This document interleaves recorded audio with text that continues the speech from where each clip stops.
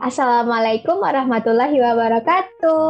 Halo adik-adik, bertemu lagi bersama Kak Etna. Nah, hari ini Kak Etna membawakan cerita baru yang lebih seru daripada cerita sebelumnya. Judulnya Gadis dan Bunga Matahari. Nah, cerita Gadis dan Bunga Matahari ini ditulis dan digambar oleh Kak Nana Amalin. Adik-adik, apakah ada yang pernah menanam bunga matahari?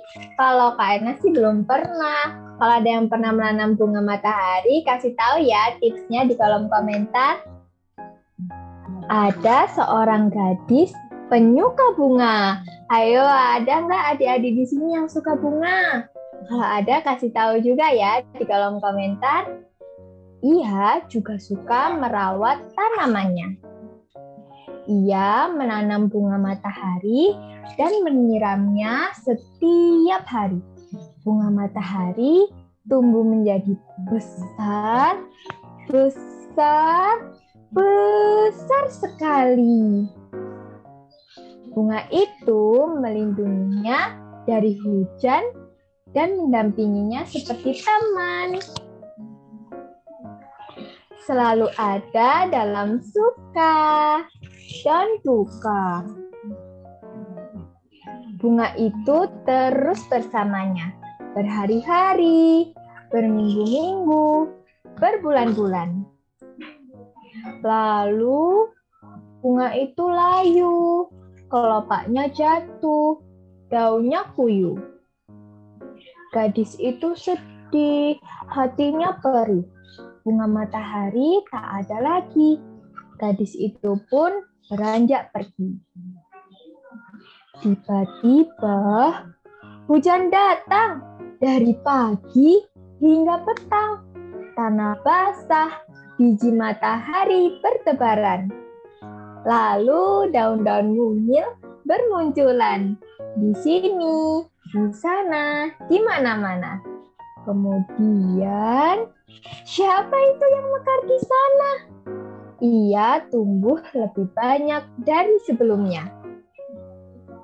Hai gadis, kata bunga. Kelopaknya melambai-lambai ceria. Kami akan terus pergi dan kembali dengan jumlah lebih banyak lagi. Gadis itu tersenyum lebar, lebar sekali.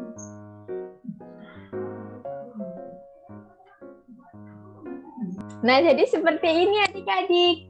Bunga matahari aslinya sangat bagus ya. Sangat kuning dan cerah. Nah, di sini Kak Etna mau kasih fun fact nih tentang bunga matahari. Adik-adik tahu tidak sih bunga matahari itu berasal dari mana? Ternyata bunga matahari itu berasal dari benua Amerika. Dan penduduk Amerika memanfaatkan bunga matahari sebagai obat, minyak, dan makanan.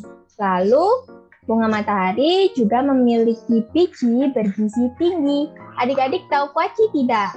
Nah, biji bunga matahari yang dimanfaatkan bijinya ini ternyata mengandung vitamin E, protein, kalsium, zat besi, dan masih banyak lagi. Lalu bunga matahari juga memiliki sifat heliotropisme. Sifat heliotropisme membuat bunga matahari selalu mengikuti arah cahaya matahari. Tetapi jika kelopaknya sudah mekar, batangnya akan kaku dan tidak akan bergerak mengikuti matahari lagi.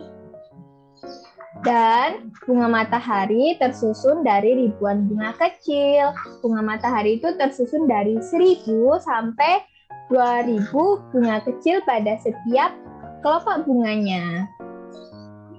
Lalu bunga matahari juga menjadi ikon seni dan budaya. Adik-adik ada yang pernah menggambar bunga matahari tidak? Ternyata seorang pelukis terkenal dari Belanda yang bernama Vincent van Gogh pernah menggambar bunga matahari pada kanvas dengan cakinya. Nah, adik-adik kalau mau tahu seperti apa sih bunga matahari karya dari Vincent van Gogh, bisa lihat di internet ya nanti. Oke, itu tadi cerita dari gadis dan bunga matahari. Kak Etna mau tanya nih, kira-kira apa sih yang membuat bunga matahari bisa tumbuh menjadi lebih banyak lagi? Kasih tahu Kak Etna ya di kolom komentar. Sekian cerita hari ini, sampai jumpa di cerita selanjutnya. Wassalamualaikum warahmatullahi wabarakatuh. Dadah!